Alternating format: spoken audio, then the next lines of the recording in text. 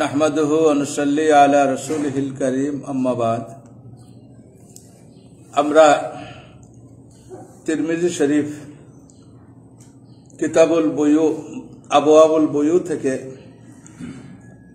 দর্শ গ্রহণ করছি। গত দিনের আমাদের দর্শ ছিল আল বাইয়ানে বিল খিয়ারে মা লাম ইয়াতাফাররাকা, অর্থাৎ খেয়ারে মজলিস আছে কিনা এটা নিয়ে আলোচনা। আজকেও আমরা যে হাদিসটি পড়ব এই হাদিসের কোন তর্জমাতুল বাব ইমাম তিরমিজি নির্ধারণ করেননি, সুতরাং এটাও ওই পূর্ববর্তী বাবের ফসল হিসেবে গণ্য।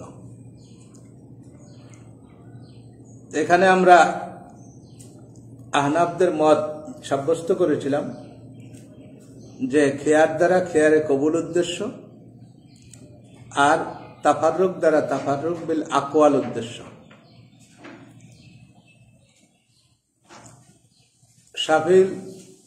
শাফিঈরা বলেন খেয়ার দ্বারা খেয়ারে মজলিস উদ্দেশ্য আর তাফাররুক দ্বারা তাফাররুক বিল আবদান উদ্দেশ্য। আমাদের বড় দলিল এটা ছিল, সেটা হলো যে শেষে যে হাদিস সেখানে খাশিয়াতা আইয়াস্তাকিলাহু,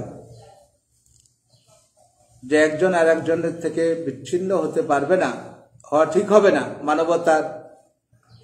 মানবিক আচরণ হবে না, যে সে একালার ভয়ে, একালা এর ভয়ে বিচ্ছিন্ন হয়ে যাবে।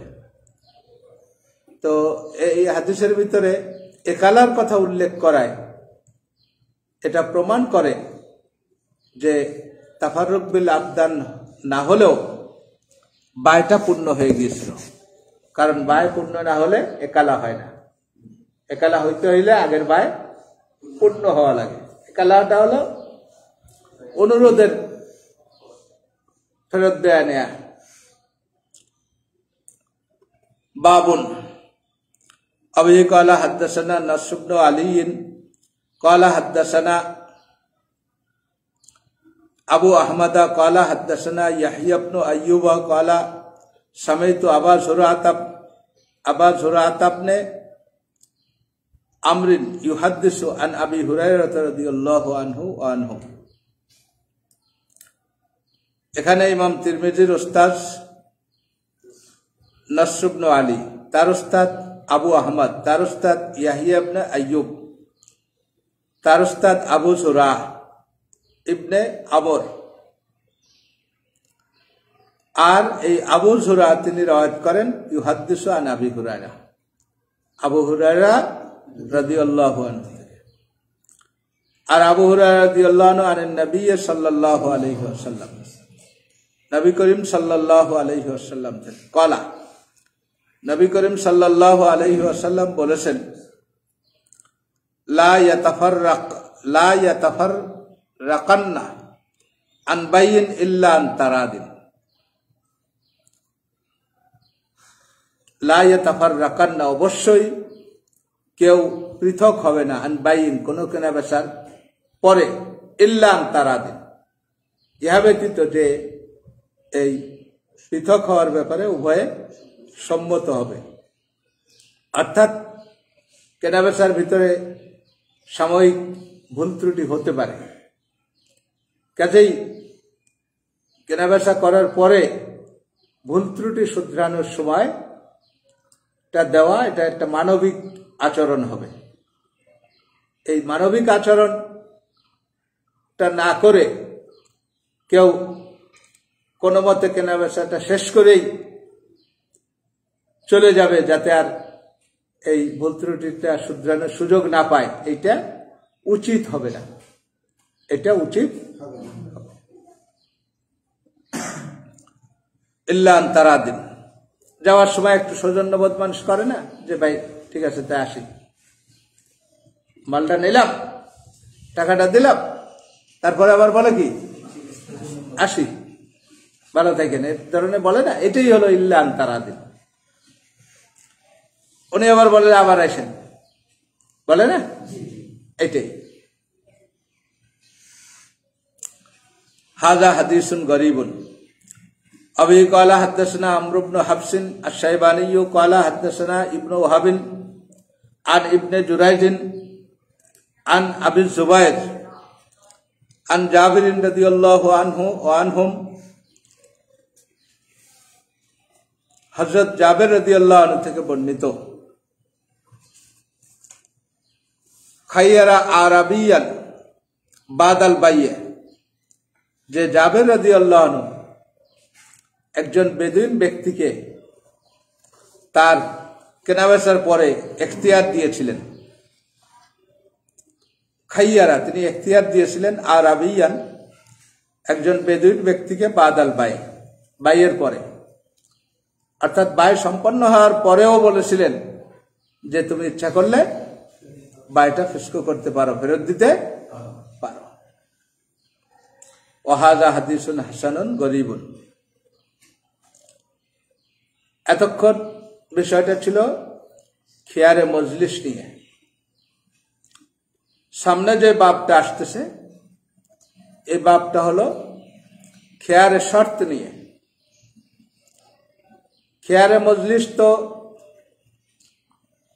শর্ত করা লাগে না, অটোমেটিক এটা সাবেত হওয়ার কথা, যারা খেয়ারে মজলিসটাকে সাবেত রাখেন। আর খেয়ারে শর্ত, এটা শর্ত করলে হবে, শর্ত না করলে হবে না। এবং এটা সাধারণত করা হয় যারা একটু কেনাবেচার ক্ষেত্রে অদক্ষ, তারা এই ধরনের সুযোগটা তাদের জন্য, যে তারা যেন প্রতারিত না হয়। এবার হলো বাবু মাজা, যাহা এসেছে ফিমান, ওই ব্যক্তির ব্যাপারে ইউখদাউ ফিল বাইয়ে, যাকে কেনাবেচার ক্ষেত্রে ধোঁকা দেওয়া হয়। আবি ক্বালা হাদাসানা ইউসুফ ইবনে হাম্মাদ আল-বসরি ক্বালা হাদাসানা আব্দুল আলা ইবনে ক্বালা হাদাসানা আব্দুল আলা ইবনে আব্দুল আলা আন সাঈদ আন কাতাদা আন আনাস। ইমাম তিরমিজির উস্তাদ ইউসুফ ইবনে হাম্মাদ আল-বসরি, তার উস্তাদ আব্দুল আলা ইবনে আব্দুল আলা, বাপের নামও যা ছেলের নামও তাই। পশ্চিমা বিশ্বে আসে না বুশ জুনিয়র, বুশ সিনিয়র, হ্যাঁ। তো আন সাঈদিন তিনি রওয়ায়াত করেন সাঈদ থেকে, আন কাতাদা তিনি কাতাদা থেকে, আন আনাসিন কাতাদা রওয়ায়াত করেন আনাস রাদিয়াল্লাহু আনহু থেকে, আন্না রাজুলান কানা ফি আকদাতিহি দাফুন, রাসূল পাক সাল্লাল্লাহু আলাইহি ওয়াসাল্লামের যুগে এক ব্যক্তি ছিল যে তার এই চুক্তি করার ক্ষেত্রে কিছু দুর্বলতা ছিল, ভালো বুঝে উঠতে পারত না। ওয়াকানা ইউবায়ু আহলাহু, আর সে কেনাবেচা করত। ওয়াকানা ইউবায়ু, তিনি সে বাজারে গিয়ে কি করত, কেনাবেচা করত। ও আন্না আহলাহু আতাও, স্বামী বাজারে যাইয়া 50 টাকার মাছ কিনে নিয়ে এসে 100 টাকায়, 30 টাকার গরু কিনে নিয়ে এসে 60 টাকায়। এরকম হয় না? এই সদরঘাটে যাইয়া যদি খাইতে বসেন, এই গোস্ত কত করে? 100 টাকা। ছোট ছোট 2 পিস দিয়া বিল দেওয়ার সময় কয় 200 টাকা, আপনি তো 100 টাকা করে খাইছেন। ওরা ওই এক পিস 100 টাকা এটা কয় না, কত 100 টাকা কয়, বিল দেওয়ার সময় 200 টাকা। এরকম বিভিন্ন ভাবে প্রতারিত হয় মানুষ। তো এই নিয়ে এরকম কেনাবেচা করতেন। ও আন্না আহলাহু, আর তার পরিবার আসলো আতাও, তারা আসলো আন-নবিয়্য সাল্লাল্লাহু আলাইহি ওয়াসাল্লাম, নবী করিম সাল্লাল্লাহু আলাইহি ওয়াসাল্লামের কাছে। ফাকালু, তারা বলল, ইয়া রাসূলুল্লাহ, হে আল্লাহর রাসূল, উহজুর আলাই, আপনি ওরে মানা করে দেন, ওর জন্য আর বাজারে না যায়, আর জন্য কেনাবেচা না করে, আমরা এই ক্ষতির সম্মুখীন হই ওনার দ্বারা। উহজুর আলাই, আপনি তাকে নিষেধ করে দিন। ফাদাহু রাসূলুল্লাহ সাল্লাল্লাহু আলাইহি ওয়াসাল্লাম, অতঃপর নবী করিম সাল্লাল্লাহু আলাইহি ওয়াসাল্লাম তাকে ডাকলেন। ফানাহাহু, তাকে বললেন, তুমি আর বাজারে যাইও না, তুমি আর বাজারে যাইও না। তোমরা যারা আসো একটু খেয়াল করে দিও, আমাকে আবু হানিফ শীত নাই গ্রীষ্ম নাই ডেইলি একবার স্বরূপকাঠি যাবেই, বিকেল বেলায় বৃষ্টি মুড়ে রাত্রে একবার না 2-3 বার যাওয়া পড়ে, কাজ থাকার না। আমি তো মাসেও একবার যাই না। তো ধরো ফানাহাহু, নবীজি তাকে নিষেধ করলেন। ফাকালা ইয়া রাসূলুল্লাহ, লোকটি বললেন, হে আল্লাহর রাসূল, আপনি তো আমাকে নিষেধ করতেছেন। ইন্নী লা আসবিরু, আমি নিজেকে সম্বরণ করতে পারি না। আনিল বাইয়ে, কেনাবেচা থেকে, কেনাবেচা আমার একটা নেশা, এটা আমার করাই লাগে, আমি এটা না করে পারি না। ফাকালা, অতঃপর নবী করিম সাল্লাল্লাহু আলাইহি ওয়াসাল্লাম তাকে বললেন, ইজা বায়াতা, যখন তুমি কেনাবেচা করবে, ফাকুল, তখন তুমি বলবে হা আ ওয়া হা আ ওয়ালা খিলাবাতা। হা আ ওয়া হা আ, হা মানে তোমার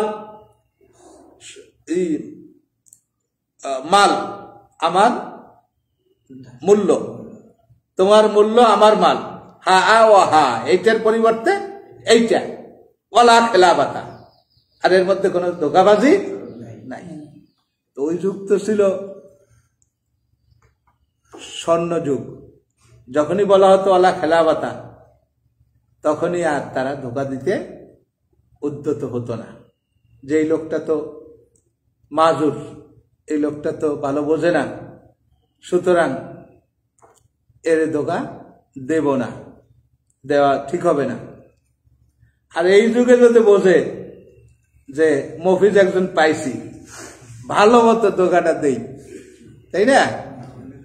যদি কেউ কাজ ভাই ধোঁকাবাজি করেন না, তখন লিচু দেবে শতকে 50টা। লিচু কিনছো কেউ? আমি কয়েকদিন বাজারে যাই কিনছি, আমি কইছি একেবারে একটা একটা গুনে দেবা, যদি দাও তাহলে নেবো, নাহলে না। সে আসে গুনে দিতে যেত বেচারা, তারপরও 4-5টা কম দেশে, এটা আমি বুঝছি,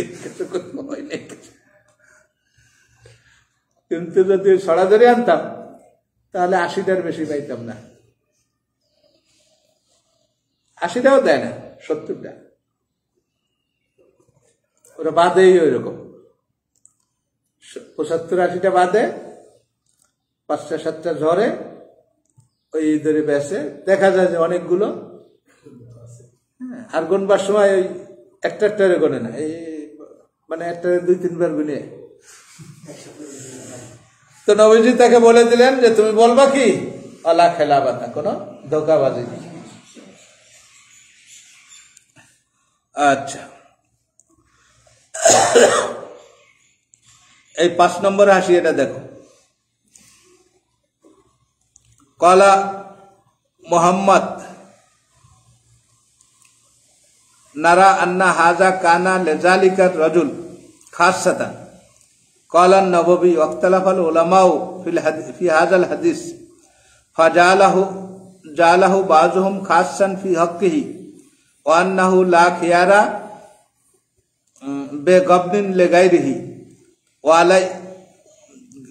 وعليه أبو حنيفة والشافعي وقيل للمغبون الخيار لهذا الحديث بشرط أن يبلغ الغبن ثلث القيمة। এখানে আরেকটা খেয়ারের কথা এসে যায়, সেটা হলো খেয়ারুল গব, ধোঁকাবাজির খেয়ার। তো ইমাম আবু হানিফা ইমাম শাফি রাহমাতুল্লাহর কথা হলো যে এটা ওই ব্যক্তির জন্য খাস ছিল যে ধোঁকাবাজি হইলে সে ফেরত দিতে পারবে, আর ধোঁকা না হলে তো প্রশ্নই নেই।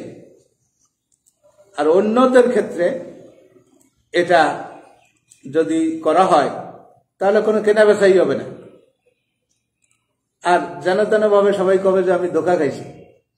কেনাবেচার মধ্যে তো একটু লাভ ক্ষতি থাকবেই, লাভ ক্ষতি না হলে কেনাবেচা কোথায়?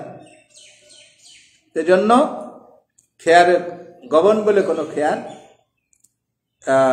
সর্বসাধারণের জন্য সাবেক করেন না। বাজে বলছেন যে খেয়ারের পরিমাণটা যদি মূল্যের 1/3 বা তার বেশি হয়, 1/3 বা তার বেশি হয়।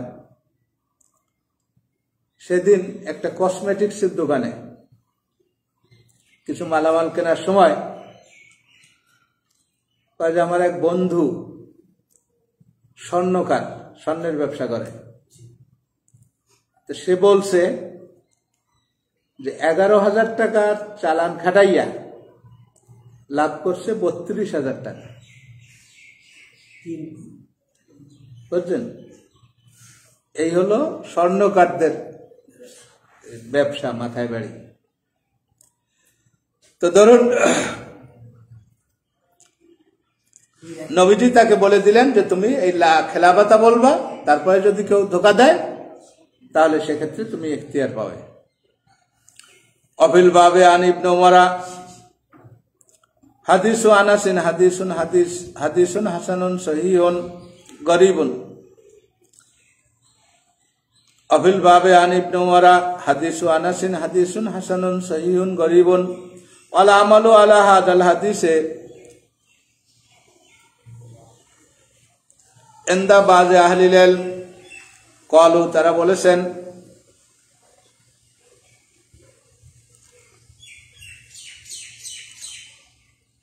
তারা বলেছেন আল হাজরু আলা রাজুলিল হুররে ফিল বাইয়ে ওয়া শিরায়ে ইজা কানা দাইফাল আকলে।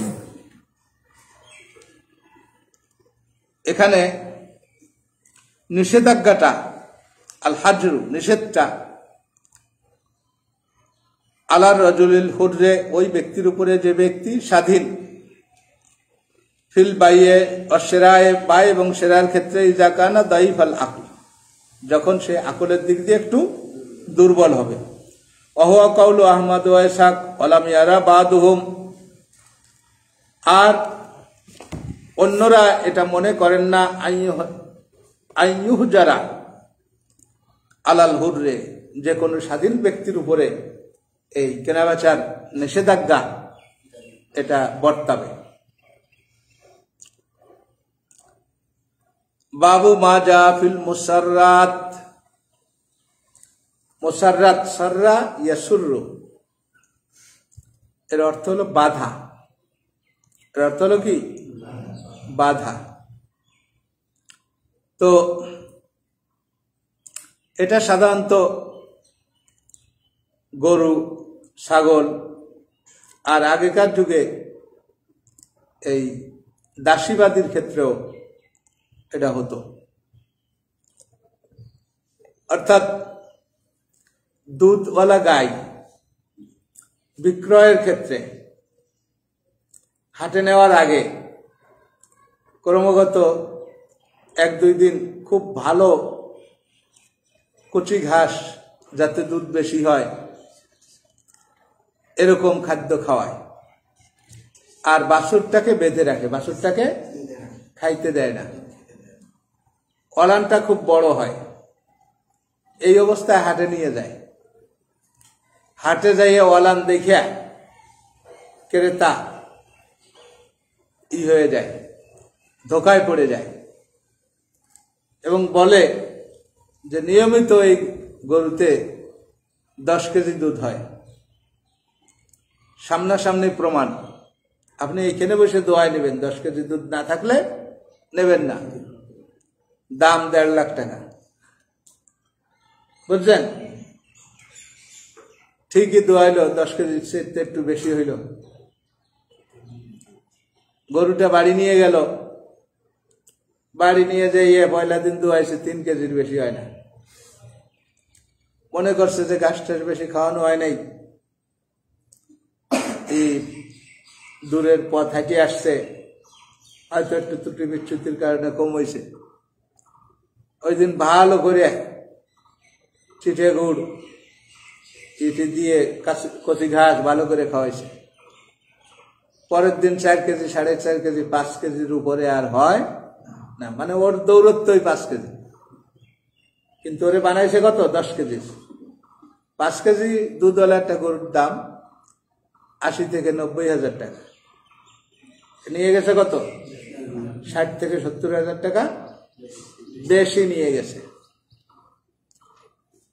এই যে ধোকাবাজি করে দুধ না দোয়াইয়া দুধটাকে বাইধে রেখে, বাছুরটাকে বাইধে রেখে ক্রেতাকে এই প্রতারিত করলো, এই ক্ষেত্রে হুকুম কি? এই ক্ষেত্রে হুকুম হলো, হাদিসের মধ্যে যেটা আসছে সেটা হলো যে গরু ফেরত দেবে, আর সাথে ওই যে পয়লা দিন যে দুধ খাইছে এই দুধটা তো কে মালিক ছিল? বায়ে মালিক ছিল। পরের দিন যে দুধটা হয়েছে সে দুধটা তো ক্রেতার মালিকানায় হয়েছে, আর আগের দিন অলানের মধ্যে যে দুধটা ছিল এই দুধটার মালিক ছিল কে? বায়ে, বিক্রেতা। সুতরাং বিক্রেতাকে ওই আগের দিনের দুধের বিনিময়ে 1 সা খেজুর দিবে, 1 সা খেজুর দিবে। হযরত আবু হুরায়রা রাদিয়াল্লাহু আনহু থেকে এই হাদিসটি বর্ণিত। ইমাম শাফিঈ রাহিমাহুল্লাহ এই হাদিসের উপরে হুবহু আমল করেন। ইমাম আবু হানিফা রাহিমাহুল্লাহ বলেন যে না, এটা একটা সমঝোতার ঘটনা বা কোনো এক বিশেষ ক্ষেত্রে এটা বলা হয়েছিল, যেখানে ওই আগের দিনের দুধের মূল্য, আগের দিনে অলানে যে দুধটা ছিল তার মূল্য 1 সা খেজুরের সমান ছিল, এই জন্য 1 সা খেজুর দিতে বলা হয়েছিল। কিন্তু জেমান যখন দেওয়া হবে, জেমানটা দিতে হবে ইসের বিনিময়ে, মেসলি হলে তার মেশালের বিনিময়ে, কিমতি হলে তার কিমতের বিনিময়ে। অর্থাৎ আশিয়াগুলো 2 প্রকারের। এক প্রকার হলো জাওয়াতুল আমসাল, আর এক প্রকার হলো জাওয়াতুল কিয়াম। দুধটা এটা জাওয়াতুল আমসাল। এই গরুর দুধ যেমন আর এক গরুর দুধ তো একই রকম, তাই না? দুধের মেশাল পাওয়া যায়, দুধের মেশাল পাওয়া যায়। সুতরাং যদি ফেরত দিতে হয় তাহলে 10 কেজি দুধ খাইছে, তারে 10 কেজি দুধ দিয়ে দেবে বা 10 কেজি দুধের মূল্য দেবে। আর যদি জাওয়াতুল আমসাল না হয় তাহলে তার মূল্য দিতে হয়, তার ক্ষতিপূরণ দিতে হয় কিমতের দ্বারা। কেউ যদি কারো একটা গরু মেরে ফেলে, এই গরুর পরিবর্তে আর একটা গরু যত সমানই হোক ওই গরুর মতো হবে না, হয় দাম বেশি হবে নয় দাম কম হবে। এই জন্য গরুগুলো, গরু, ছাগল, এই ধরনের জন্তুগুলো হলো জাওয়াতুল কিয়াম, জাওয়াতুল আমসাল না, এর মিশাল হয় না, হুবহু মিশাল হয় না। এটার ক্ষতিপূরণের ক্ষেত্রে কি দেওয়া লাগবে? কিমত দেওয়া লাগবে। আসসালামু আলাইকুম। ওয়ালাইকুম আসসালাম ওয়া রাহমাতুল্লাহ। জি, কে বলছেন?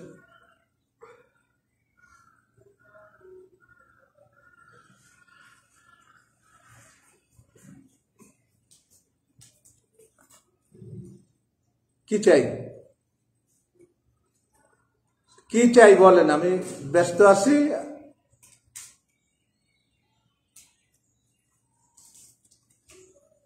আচ্ছা,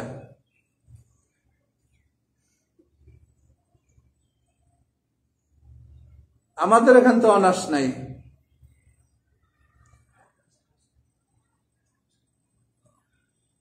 আচ্ছা, তো দেখা করতে বলেন আপনার পরিচয় দিয়ে।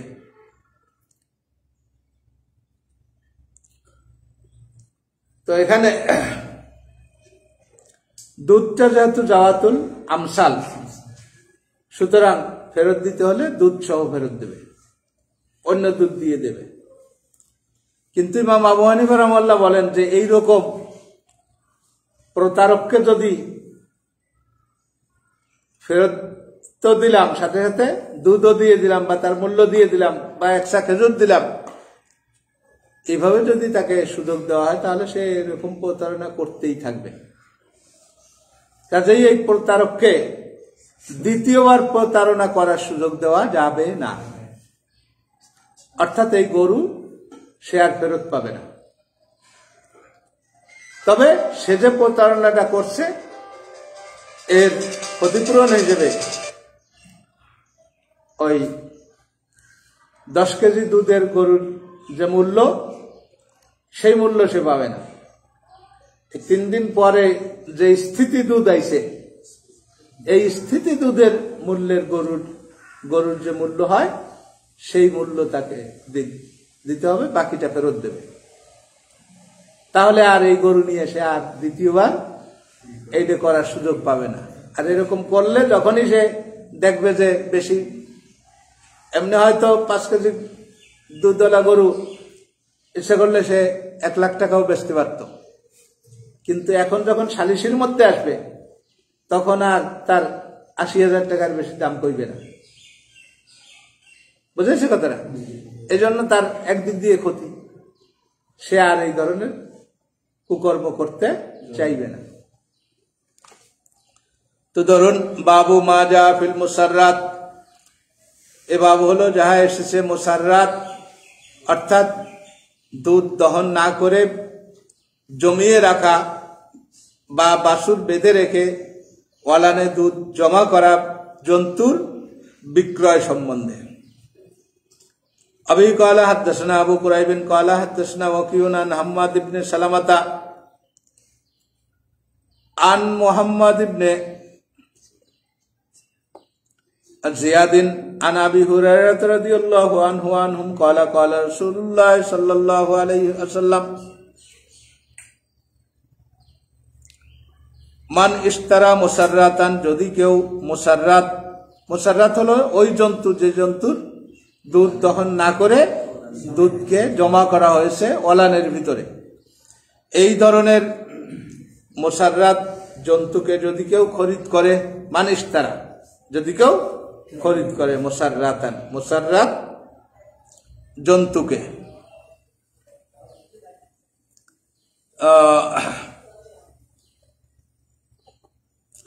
ফাহুয়া বিল খিয়ার, সে এখতিয়ার পাবে। সে কি পাবে? এখতিয়ার পাবে। ইজা হালাবাহা, যখন সে উহাকে দহন করবে। ইনশা আরাদ্দাহা, যদি সে চায় উহাকে ফেরত দেবে।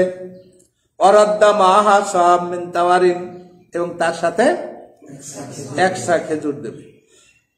অবিল বাবে আন আনাসিন ওয়া রাজুলিন মিন আসহাবিন নবী সাল্লাল্লাহু আলাইহি ওয়াসাল্লাম।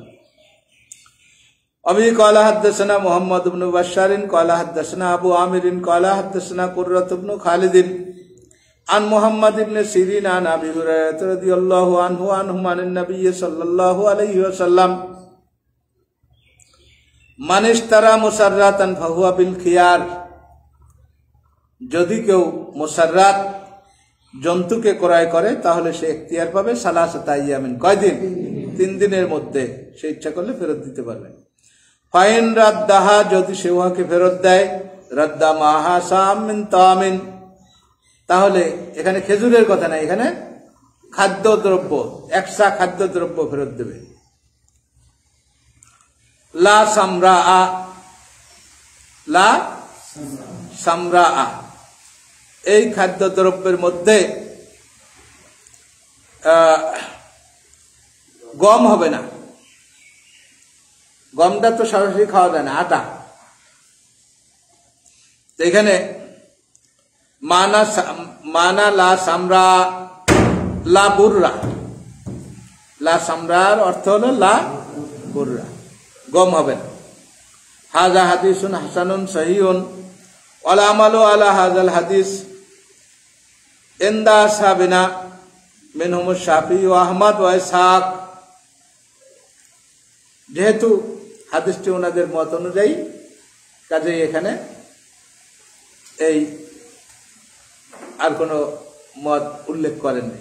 কিন্তু আমাদের মত যে জবরে নোকসান করতে হবে, জন্তুটা ফেরত দেওয়া চলবে না, কারণ এটা, এই হাদিসটি কোরআনের আয়াতের খেলাফ। কোরআনের আয়াতে আল্লাহ পাক বলেছেন ফাইন আকাবু ফাইন উকিবতুম ফাআকিবু বিমিসলি মা উকিবতুম বিহি, তোমাদেরকে যদি কেউ শাস্তি দেয় তাহলে তোমরা তাদেরকে অনুরূপ শাস্তি দিও, এর বেশি শাস্তি দিও না। অন্য আয়াতে আসছে যে এরকমই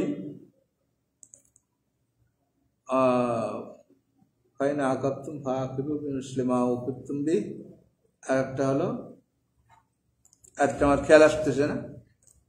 এবং মশহুর কায়দা হলো যতটুকু ক্ষতি হয়েছে ততটুকু, তার বেশি কম করা যাবে না। এখানে একসা, এটা বড় বকরির ক্ষেত্রে হইতে পারে, ছোট বকরির ক্ষেত্রে হইতে পারে, সবার ক্ষেত্রে একসা হইতে পারে না।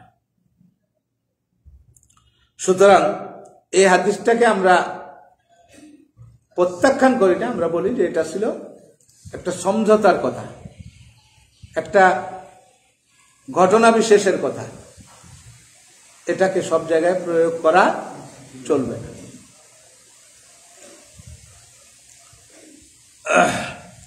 বাবু মাজা ফি ইশতিরাতে জাহরিদ দাব্বাতে ইনদাল বাই, বাব হলো যাহা এসেছে ইশতিরাতে জাহরিদ দাব্বা। দাব্বা হলো যেই জন্তুর উপরে মানুষ বহন করে, মানুষ সওয়ার হয়, ইনদাল বাই, কেনাবেচার সময়। কেনাবেচার সময়ে জন্তুর উপরে উঠে গন্তব্য পর্যন্ত যাওয়ার শর্ত করা। এখানে হাদিসের থেকে তর্জমাতুল বাবটা করা হয়েছে। মূলত হাদিসটা হলো এরকম যে হযরত জাবের ইবনে আব্দুল্লাহ রাদিয়াল্লাহু আনহু নবীজির একজন প্রিয় খাদেম এবং সাহাবী ছিলেন। জাবের রাদিয়াল্লাহু আনহুর ঘটনা হলো ওনার পিতা বদরের যুদ্ধে শহীদ হয়েছিলেন, আর ওনার অনেকগুলো ভাই বোন ছিল। উনি ছিলেন ভাই বোনদের মধ্যে বড়। এখন ওনার আব্বা ইন্তেকালের সময় অনেক ঋণ রেখে গিয়েছিলেন। একে তো পরিবার বড়, এরপর হলো ঋণ। নবী করিম সাল্লাল্লাহু আলাইহি ওয়াসাল্লাম একজন অভিভাবকের মতো জাবের রাদিয়াল্লাহু আনহুর এই সব সমস্যাগুলো যাতে সমাধান হয় এর একটা ব্যবস্থা করছিলেন, এবং সেক্ষেত্রে জাবের রাদিয়াল্লাহু আনহুর আত্মমর্যাদার কোনো ক্ষুণ্ণ না হয় সেদিকেও খেয়াল রেখেছিলেন। এর মধ্যে নবীজি কয়েকটা উদ্যোগ গ্রহণ করেন এবং সেই উদ্যোগগুলোর থেকে অনেকগুলো মাসাইল বের হয়ে আসে। একটা হলো যে ওই সময়ে আমাদের দেশে যে যারা ব্লক করে, ইরি ব্লক, এরা ওই চাষাবাদ করার জন্য, খাওয়ার জন্য, তারপরে কারেন্ট বিল দেওয়ার জন্য বা তেল কেনার জন্য আগে ভাগে ধান বেচে ফেলায়, বেচে না? বছরের সময় ধান 800 টাকা, এইটা চিন্তা করে আগে ধান বেচে 600 টাকা।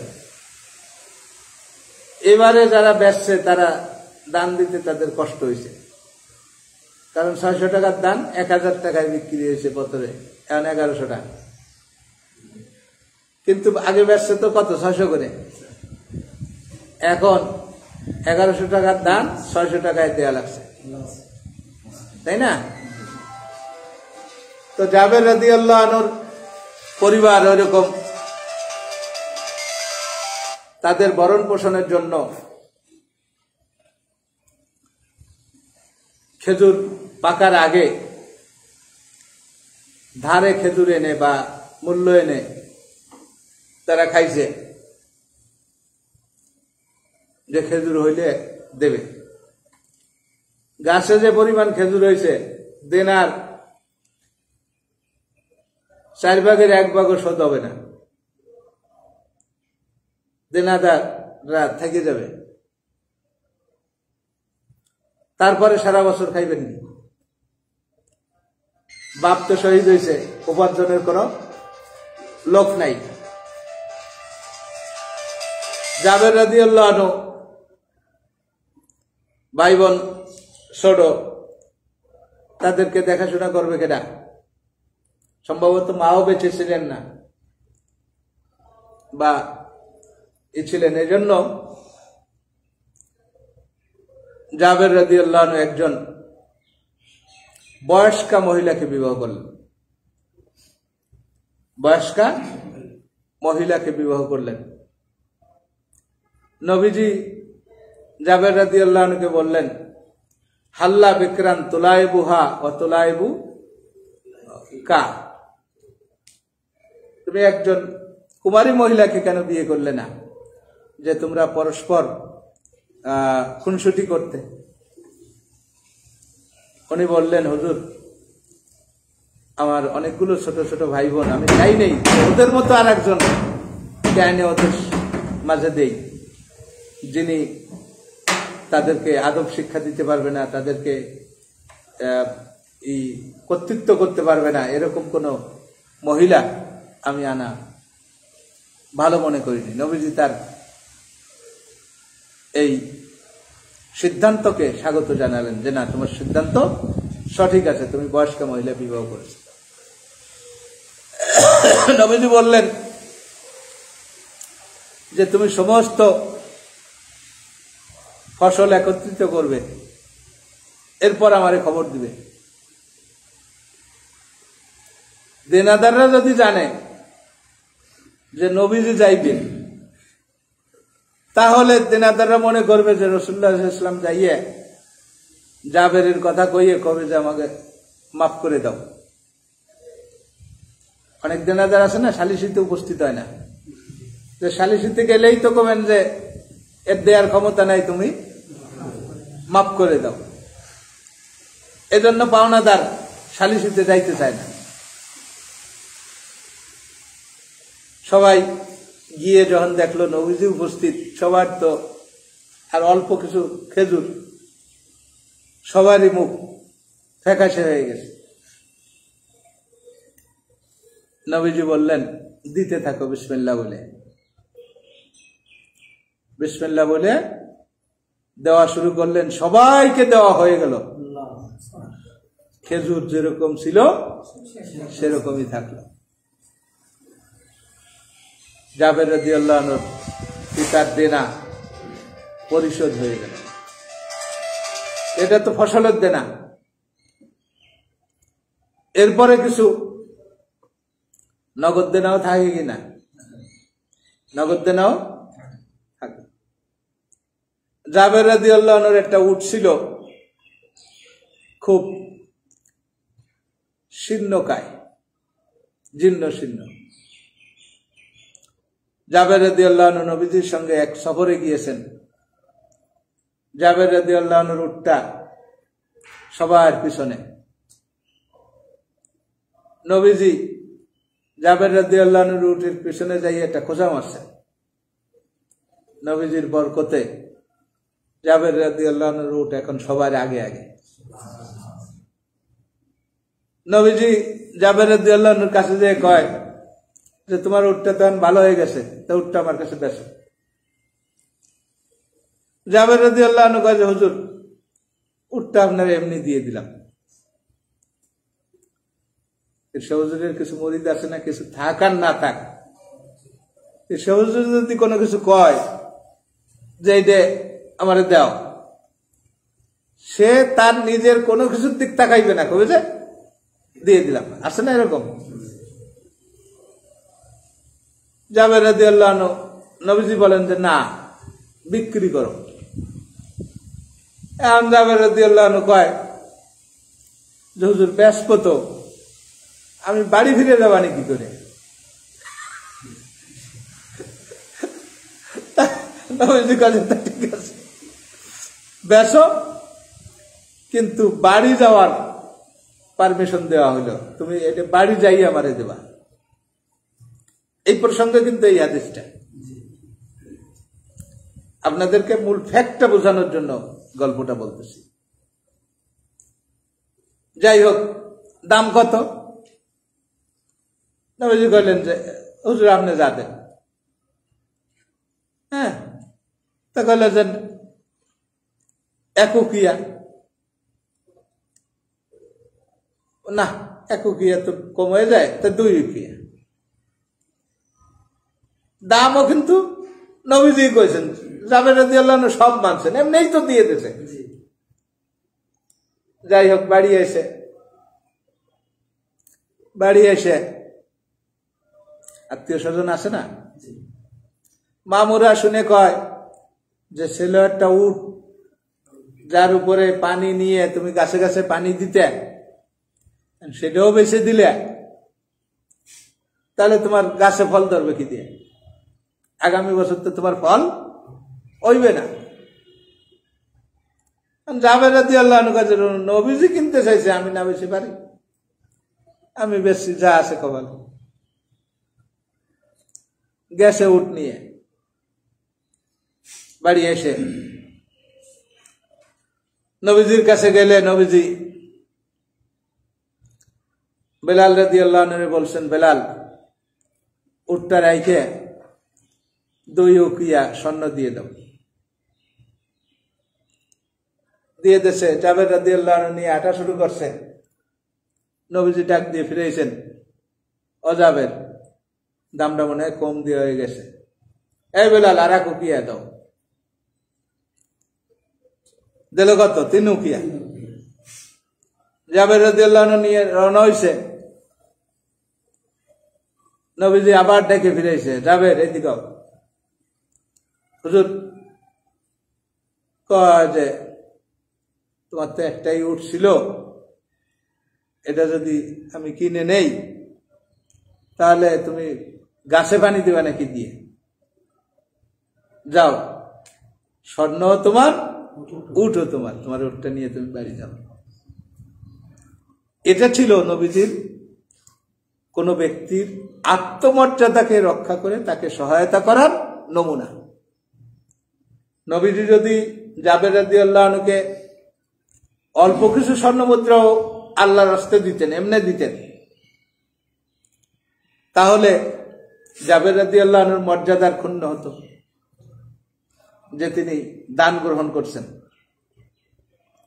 আবার অন্যরাও চোখ তুলে তাকাতো যে শুধু জাবের রেই ভালোবাসে, জাবের রেই দেশে মোগ দেয় না।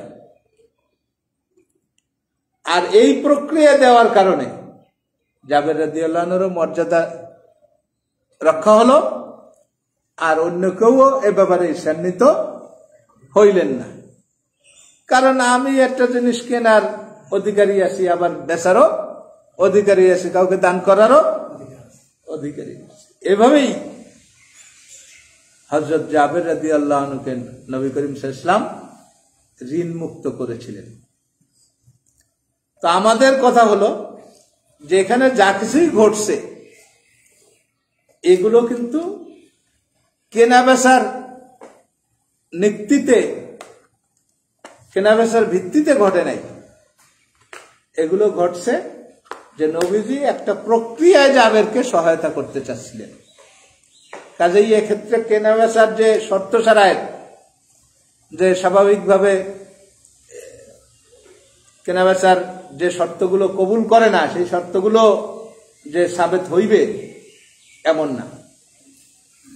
কারণ আমি একটা জিনিস বেচলাম, বেচার পরে যদি তার কর্তৃত্বকে ক্ষুণ্ণ করে এমন শর্ত আমি যদি করি যে আমি গড্ডা বেচলাম ঠিকই, আমার কাছেই ভাড়া দিতে হইবে, অন্য কাছে ভাড়া দিতে পারবে না, এই শর্ত করা কি ঠিক হইবে? এই শর্ত করা আকদের পরিপন্থী। কিছু শর্ত আছে আকদের মুআফিক, যেগুলো শর্ত করলেও সাবেত হয়, শর্ত না করলেও সাবেত হয়। কিছু শর্ত আছে যেগুলো আকদের মুআফিক, কিন্তু শর্ত না করলে সাবেত হয় না, এগুলোর দ্বারা কেনা বেচায় তেমন কোনো ক্ষতি হয় না, এগুলো ধরনের শর্ত করা যায়। আর কিছু শর্ত আছে যেগুলো আকদের পরিপন্থী, মোখালেফ, এই ধরনের শর্ত করলেও সেই শর্ত প্রযোজ্য হবে না। বুঝেছে কথাটা? কালকে যদি হাদিসটা পড়ি ভালো করে বুঝবেন।